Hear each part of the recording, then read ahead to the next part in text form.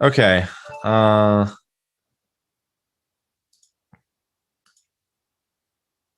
This is another classic mistake that I make in these Banter Blitz sessions is that I try to accept a username that I find somewhat amusing. And this is GustafssonGambit 1300 from Bulgaria. But what happens is that I usually make this mistake that I see a username that I find amusing, and then it turns out that I played them before. And usually I try to mostly play people that I haven't played before in order to give as many a chance as possible to play in these. But there you go. It happens from time to time, and at least my opponent gets the chance for a revenge, because I could see that I'd won the previous game, surprisingly enough. Not too much to say about the opening. He's chosen a somewhat rare line here with the queen takes d4 instead of knight takes d4, which is reasonable, I think. You're not gonna get an advantage as white, but I don't think you're gonna be worse either. Just gonna have a pretty normal game. I think bishop d2 was a little bit careless though, since I do get knight g4 attacking the queen. This is why in these lines you very often go h3 as soon as possible, just to cover the square on g5. So on g4, so you never have to worry about that particular jump. And funnily, after knight g4, queen d3, knight b4 would have actually trapped his queen in the middle of the board. But after queen g5, which is the best move, he does have the square on h4. So he's as well as f4. So he's pretty safe. But now I do get a double attack on f2 and also b2, which hopefully will pay some sort of dividends.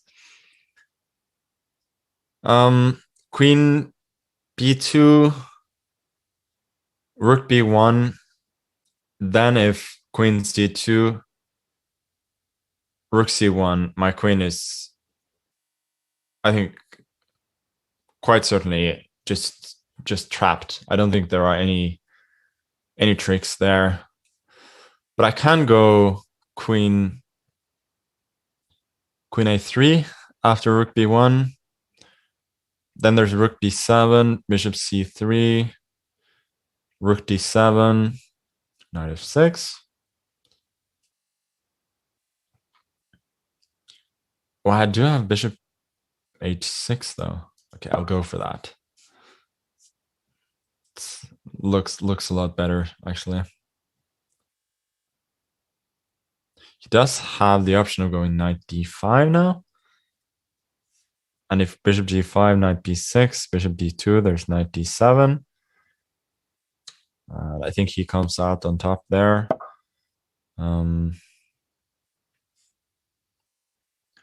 Yeah.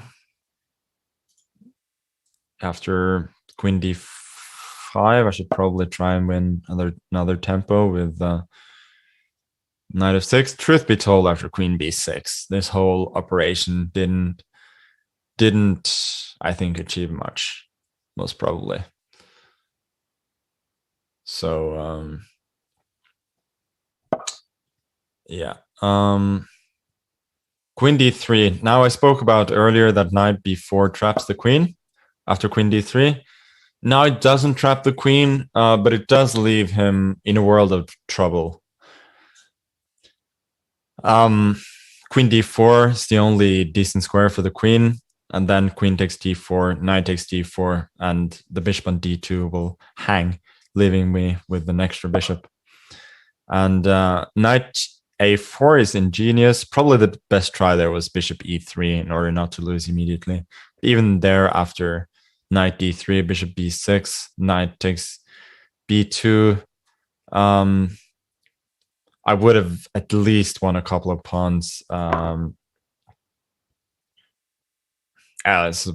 Some strange lines there going like bishop a5, b6, bishop b4, a5, bishop a3, rook takes c3, bishop takes b2, rook takes c2, then bishop takes f6. So he may not have lost a piece there, but I think he was still losing a couple of pawns. Here, however, he does save his queen, but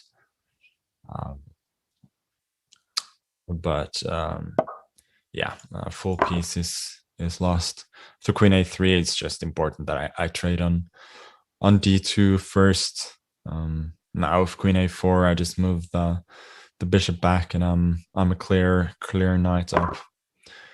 Here, after knight c2, there are a number of options. Sorry, knight d2, knight c2, queen a4, rook. Sorry, knight a1, rook a1, queen b2, rook d1. Doesn't seem to win on the spot, so I'll just grab the pawn with the bishop instead. Knight c4, I think, can be met very easily with queen c5. Everything's well protected.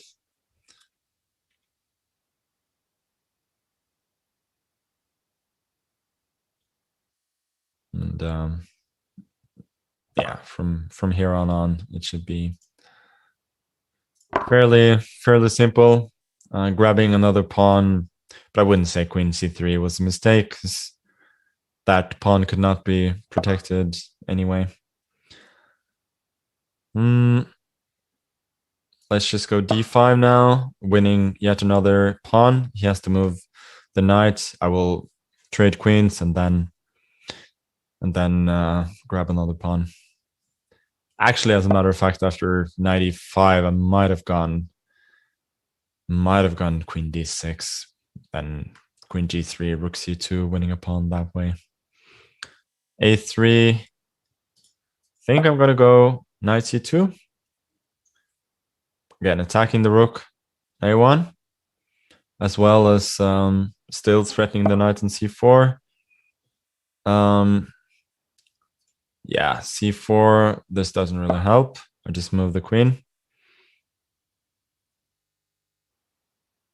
Rook c1 is probably best, but then yeah, here I just take the rook. No need to make it any more difficult than it is. Knight e4 is also coming here, and that's going to be a rook and 3 pawns up. And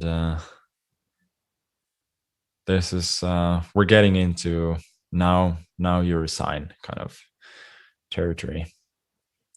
The clock situation also not helping. Queen b6, setting up a possible smothered mate. And here, after